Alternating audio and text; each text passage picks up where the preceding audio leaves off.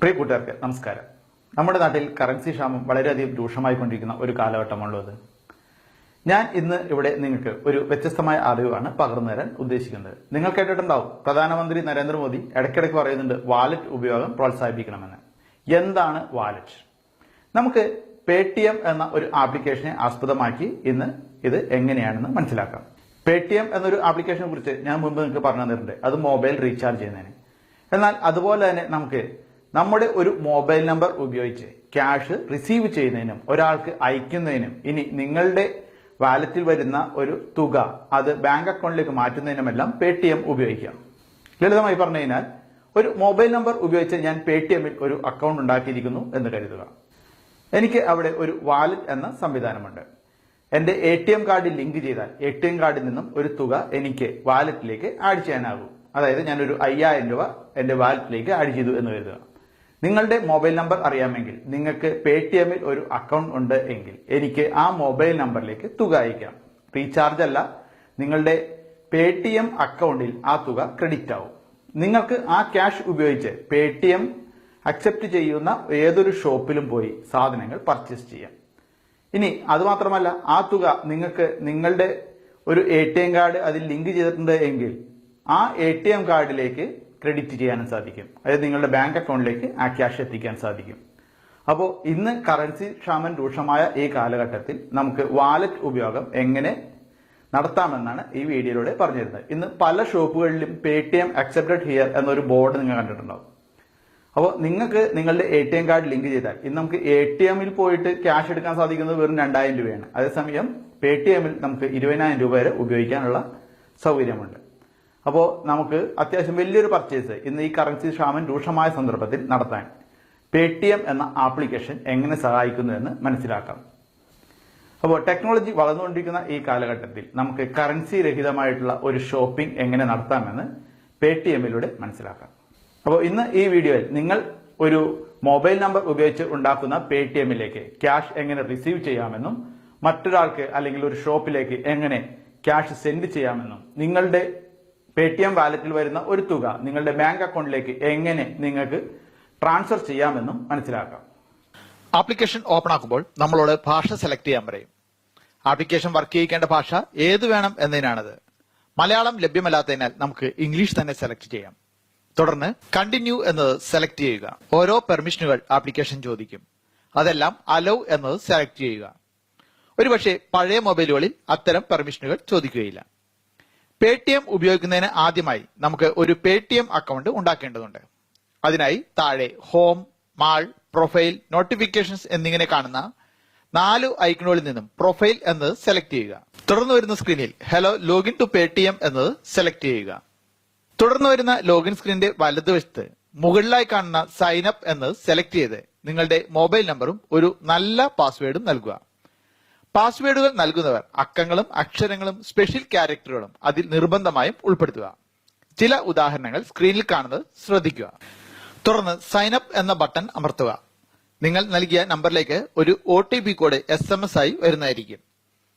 OTP എന്നാൽ one time password എന്നാണ് അർത്ഥം. അതൊരിക്കലും എത്ര വിശ്വാസമുള്ള വ്യക്തിക്കും നൽകരുത്. ഏതൊരാൾ മെയിൽ ചെയ്ത് ചോദിച്ചാലും ഫോണിലൂടെ വിളിച്ചാലും ബാങ്കിന്റെ ആളാണെന്ന് പറഞ്ഞാലും OTP കോഡ് ഒരിക്കലും അവർക്ക് കൈമാറരുത്. എന്റർ OTP എന്ന ഭാഗത്ത് നിങ്ങൾക്ക് വന്നിരിക്കുന്ന മെസ്സേജിലെ കോഡ് എന്റർ ചെയ്ത ശേഷം ഡൺ അമർത്തുക. തുടർന്ന് നിങ്ങളുടെ വിവരങ്ങൾ നൽകാനുള്ള ഭാഗം വരും. അത് കൃത്യമായി എന്റർ ചെയ്യുക. ഇതിനിടയിലും പെർമിഷനുകൾ ചോദിക്കും. അത് പുതിയ ഫോണിൽ മാത്രം. അതൊക്കെ അലോ കൊടുക്കുക. തുടർന്ന് കൺഫേം ബട്ടൺ അമർത്തുക. ഇപ്പോൾ നിങ്ങളുടെ പേടിഎം അക്കൗണ്ട് നിർമ്മാണം പൂർത്തിയായി കഴിഞ്ഞു. ഇതിനിടയിൽ വീണ്ടും പലപ്പോഴും പെർമിഷനുകൾ ചോദിക്കും. അതെല്ലാം തന്നെ അലോ കൊടുക്കുക.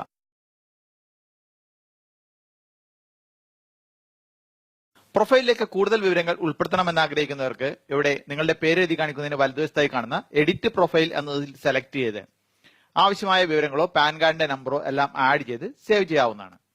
ഇടതുവശത്തായിട്ട് കാണിക്കുന്ന ഈ സർക്കിളിന് താഴെയുള്ള എഡിറ്റ് എന്നതിൽ സെലക്ട് ചെയ്ത് നിങ്ങൾക്ക് ഗാലറിയിൽ നിന്നോ അല്ലെങ്കിൽ ക്യാമറ ഉപയോഗിച്ചോ ഒരു ഫോട്ടോ സെലക്ട് ചെയ്ത് കൊടുത്ത് നിങ്ങളുടെ പ്രൊഫൈലിൽ ഫോട്ടോ ഉൾപ്പെടുത്താവുന്നതുമാണ്. വിവരങ്ങൾ കൂട്ടിച്ചേർത്ത ശേഷം വലതുവശത്തായിട്ട് മുകളിൽ കാണുന്ന സേവ് എന്ന ബട്ടൺ അമർത്തുക. അപ്പോൾ നിങ്ങളുടെ പ്രൊഫൈല് അപ്ഡേറ്റ് ആയി എന്നൊരു മെസ്സേജ് നിങ്ങൾക്ക് ഇവിടെ കാണിക്കുന്നതായിരിക്കും. ഇപ്പോൾ നമുക്ക് വലതുവശത്ത് മുകളിലായി ഒരു QR കോഡിന്റെ ഐക്കൺ കാണാം. അത് സെലക്ട് ചെയ്താൽ നമ്മുടെ സ്വന്തം പേടിഎം അക്കൗണ്ടിന്റെ QR കോഡ് വലുതായി കാണാനാകും. ആ കോഡ് പേടിഎം അക്കൗണ്ട് ഉപയോഗിക്കുന്ന മറ്റൊരു വ്യക്തിക്ക് അദ്ദേഹത്തിന്റെ മൊബൈലിലുള്ള പേടിഎം ആപ്പിലെ പേ എന്ന ഓപ്ഷൻ സെലക്ട് ചെയ്തു വരുന്ന സ്കാൻ കോഡ് എന്ന സ്കാനർ ഉപയോഗിച്ച് സ്കാൻ ചെയ്താൽ നമ്മുടെ പേടിഎം അക്കൗണ്ടിലേക്ക് പേയ്മെന്റ് അയക്കാനാകും. ഇനി നമുക്ക് നമ്മുടെ വാലറ്റിലേക്ക് എങ്ങനെ ക്യാഷ് ആഡ് ചെയ്യാമെന്ന് നോക്കാം. അതിനായി ഹോമിൽ നമുക്ക് ആഡ് മണി എന്ന ഒരു ബട്ടൺ മുകളിലായി കാണാം. അത് സെലക്ട് ചെയ്യുക. തുടർന്ന് വാലറ്റിലേക്ക് ആഡ് ചെയ്യാൻ നിങ്ങൾ ഉദ്ദേശിക്കുന്ന തുക എത്രയാണോ അത് എന്റർ ചെയ്ത് ആഡ് മണി എന്ന ബട്ടൺ ടച്ച് ചെയ്യുക. തുടർന്ന് വരുന്ന ഭാഗത്ത് നിങ്ങളുടെ ATM കാർഡിന്റെ വിവരങ്ങൾ എന്റർ ചെയ്യുക. ഡെബിറ്റ് കാർഡ് എന്നാൽ ATM കാർഡാണ് ഉദ്ദേശിക്കുന്നത്. CVV കോഡ് എന്നത് ATM കാർഡിന്റെ പുറകുവശത്തായി കാണുന്ന 3 അക്ക നമ്പറാണ്. Save this card for faster checkout എന്നത് ആവശ്യമെങ്കിൽ ടിക്ക് മാർക്ക് ഇടുക. നമ്മുടെ കാർഡിന്റെ വിവരങ്ങൾ അവിടെ സേവ് ചെയ്തു വെക്കാനാണിത്. തുടർന്ന് പേ നൗ എന്ന ബട്ടൺ ടച്ച് ചെയ്യുക. തുടർന്ന് നമുക്ക് ബാങ്കിൽ ATM കാർഡ് ലഭിക്കാൻ നമ്മൾ നൽകിയ മൊബൈൽ നമ്പറിലേക്ക് ഒരു OTP കോഡ് SMS ആയി വരും. അത് സ്ക്രീനിൽ 1 ടൈം പാസ്വേഡ് എന്ന ഭാഗത്ത് എന്റർ ചെയ്യുക. ചില ബാങ്കുകളുടെ കാർഡിൽ ATM പിൻ നമ്പർ തന്നെ എന്റർ ചെയ്യാനാകും നിർദ്ദേശിക്കുക. OTP നമ്പർ എന്റർ ചെയ്ത് സബ്മിറ്റ് ബട്ടൺ അമർത്തുമ്പോൾ ക്യാഷ് നിങ്ങളുടെ വാലറ്റിലേക്ക് ആഡ് ആയതിന്റെ വിവരങ്ങൾ കാണാനാകും. സേവ് ചെയ്ത കാർഡ് ഡീറ്റെയിൽസ് കാണാൻ ഹോമിൽ മെനുവിൽ നിന്നും സേവ്ഡ് കാർഡ് എന്നത് സെലക്ട് ചെയ്താൽ മതിയാകും.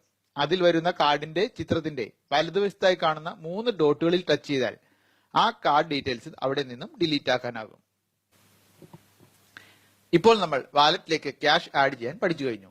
ഇനി നമുക്ക് ആഡ് ചെയ്ത ക്യാഷ് എങ്ങനെ ഒരാൾക്ക് അയക്കാമെന്ന് നോക്കാം. ഹോമിൽ പേ എന്ന ഐക്കൺ സെലക്ട് ചെയ്താൽ scan code, mobile number, show code എന്നിങ്ങനെ കാണാനാകും. അതിൽ സ്കാൻ കോഡ് എന്നത് നേരത്തെ ഞാൻ സൂചിപ്പിച്ച പോലെ ഒരാളുടെ പേടിഎം അക്കൗണ്ടിന്റെ QR കോഡ് അറിയാമെങ്കിൽ അത് സ്കാൻ ചെയ്താൽ അദ്ദേഹത്തിന് അയക്കേണ്ട എമൗണ്ട് എന്റർ ചെയ്ത് അയക്കാൻ സാധിക്കുന്ന സൗകര്യമാണ്. മൊബൈൽ നമ്പർ എന്നത് പൈസ സ്വീകരിക്കേണ്ട വ്യക്തി പേടിഎം അക്കൗണ്ട് നിർമ്മിക്കാൻ ഉപയോഗിച്ചിരിക്കുന്ന മൊബൈൽ നമ്പറും എമൗണ്ടും എന്റർ ചെയ്ത് സെൻഡ് എന്ന് കൊടുത്താൽ അദ്ദേഹത്തിന് ക്യാഷ് അയക്കാനുള്ള ഓപ്ഷനാണ്. നമുക്ക് വളരെ എളുപ്പത്തിൽ ഉപയോഗിക്കാവുന്ന ഒരു ഓപ്ഷനാണ് മൊബൈൽ നമ്പർ ഉപയോഗിച്ചുള്ള ഈ ക്യാഷ് ട്രാൻസ്ഫർ.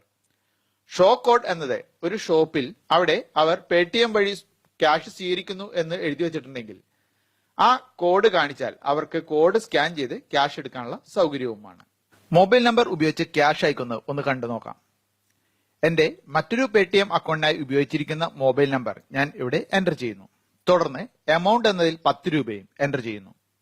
ആവശ്യമെങ്കിൽ താഴെ വാട്ട്സ് ഫോർ എന്നതിൽ എന്തിനാണ് ആ തുക അയക്കുന്നതെന്ന് ഒരു കാരണവും എഴുതാം. ആ കാരണം ആ വ്യക്തിക്ക് ക്യാഷ് ലഭിക്കുമ്പോൾ അവിടെ കാണിക്കുകയും ചെയ്യും. തുടർന്ന് സെൻഡ് എന്ന ബട്ടൺ അമർത്തുന്നതോടെ നമ്മുടെ വാലറ്റിലുള്ള എമൗണ്ടിൽ നിന്നും നമ്മൾ എന്റർ ചെയ്ത തുക, അതായത് ഞാൻ എന്റർ ചെയ്ത് 10 രൂപ, അത് ആ വ്യക്തിക്ക് അദ്ദേഹത്തിന്റെ പേടിഎം അക്കൗണ്ടിൽ ലഭിക്കുന്നു. നമ്മളിൽ നിന്നും അത് കുറയുന്നു. ഞാൻ അയച്ച തുക എന്റെ രണ്ടാമത്തെ അക്കൗണ്ടിലേക്ക് വാലറ്റിലേക്ക് വന്നു എന്നത് കാണുക. ഇത് കമ്പ്യൂട്ടറിൽ പേടിഎം സൈറ്റ് ലോഗിൻ ചെയ്തതിന്റെ ദൃശ്യമാണ്. ഹോമിലെ പാസ്ബുക്ക് എന്ന ഐക്കൺ സെലക്ട് ചെയ്താൽ പേടിഎം അക്കൗണ്ടിലൂടെ നമ്മൾ നടത്തിയ സകല ട്രാൻസാക്ഷൻ വിവരങ്ങളും അറിയാനാകും. സെൻഡ്, റിസീവ്ഡ്, ആഡഡ് തുടങ്ങി എല്ലാ വിവരവും അതിലൂടെ നിങ്ങൾക്ക് അറിയാൻ സാധിക്കും. പാസ്ബുക്കിൽ നമ്മുടെ വാലറ്റിലെ നിലവിലെ ബാലൻസ് കാണിക്കുന്നതിന്റെ ഇടതുവശത്തായി സെൻഡ് മണി ടു ബാങ്ക് എന്ന ഒരു ഓപ്ഷൻ കാണാം. അത് സെലക്ട് ചെയ്താൽ വാലറ്റിലേക്ക് ആഡ് ചെയ്ത തുക ഏത് കാർഡിൽ നിന്നായിരുന്നു എന്ന് കാണാം. അവിടെ കാണുന്ന റിട്ടേൺ ടു ബാങ്ക് എന്നത് സെലക്ട് ചെയ്ത് set back to card or bank എന്ന ബട്ടൺ അമർത്തിയാൽ വാലറ്റിലെ തുക നമ്മുടെ ബാങ്ക് അക്കൗണ്ടിലേക്ക് 7 പ്രവൃത്തി ദിവസങ്ങൾക്കുള്ളിൽ തിരികെ എത്തുമെന്ന് മെസ്സേജ് വരും. അങ്ങനെ നമുക്ക് പേടിഎമ്മിലെ വാലറ്റിലെ തുക തിരികെ അക്കൗണ്ടിലെത്തിക്കുകയുമാകാം. എല്ലാവരും പേടിഎം എന്ന ആപ്ലിക്കേഷനും വാലറ്റ് ഉപയോഗിക്കുന്നത് എങ്ങനെയെന്നും നിങ്ങൾക്ക് വന്നിരിക്കുന്ന ക്യാഷ് അത് ബാങ്കിലേക്ക് ട്രാൻസ്ഫർ ചെയ്യുന്നതിനും അല്ലെങ്കിൽ മറ്റൊരാൾക്ക് സെൻഡ് ചെയ്യുന്നതിനും നിങ്ങൾക്ക് ക്യാഷ് റിസീവ് ചെയ്യുന്നതിനും എല്ലാം നിങ്ങൾ പഠിച്ചു കഴിഞ്ഞല്ലോ. ഇതുപോലെ ഈ അറിവ് നിങ്ങളുടെ കൂട്ടുകാരും അറിയട്ടെ എന്ന് ആഗ്രഹിക്കുന്നവർ ദയവായി ഷെയർ എന്ന ബട്ടൺ ഒന്ന് ഉപയോഗിക്കുക. നിങ്ങൾ ലൈക്ക് ചെയ്തുകൊണ്ട് ഒരു ഗുണവുമില്ല. നിങ്ങൾ ഷെയർ ചെയ്യുകയാണെങ്കിലായിരിക്കും നിങ്ങളുടെ കൂട്ടുകാരിലേക്ക് അത് എത്തപ്പെടുക. അവരും ഇത് മനസ്സിലാക്കട്ടെ. അതുകൊണ്ട് നിങ്ങൾ ദയവായി ഒരു ഷെയർ ചെയ്യുക. അതുകൊണ്ട് നിങ്ങൾ ഈ വീഡിയോ കണ്ടു കഴിഞ്ഞതിന് ശേഷം ഏറ്റവും താഴെയുള്ള ഷെയർ എന്ന ബട്ടൺ സെലക്ട് ചെയ്ത് ഒന്ന് ഷെയർ ചെയ്യുക. നിങ്ങളുടെ കൂട്ടുകാരും അറിവിനാൽ സമ്പന്നരാകട്ടെ. കമ്പ്യൂട്ടർ, മൊബൈൽ എന്നിവയെക്കുറിച്ച് മലയാളം വീഡിയോകൾ ലഭിക്കാൻ ഫേസ്ബുക്കിൽ രതീഷ് ഹാർമേനോൻ ഒഫീഷ്യൽ എന്ന് സെർച്ച് ചെയ്ത് എന്റെ പേജ് ലൈക്ക് ചെയ്യുക.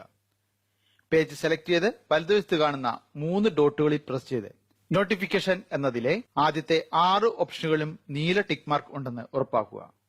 ഇത്രയും ചെയ്തു കഴിഞ്ഞാൽ എന്നും നിങ്ങളുടെ ഫേസ്ബുക്ക് പ്രൊഫൈലിൽ പുതിയ അറിവുകൾ എത്തിക്കൊണ്ടിരിക്കും. നിങ്ങളുടെ കൂട്ടുകാർക്ക് അറിവുകൾ ലഭിക്കണമെന്ന് ആഗ്രഹിക്കുന്നവർ ഷെയർ എന്ന ബട്ടൺ ഉപയോഗിക്കുക.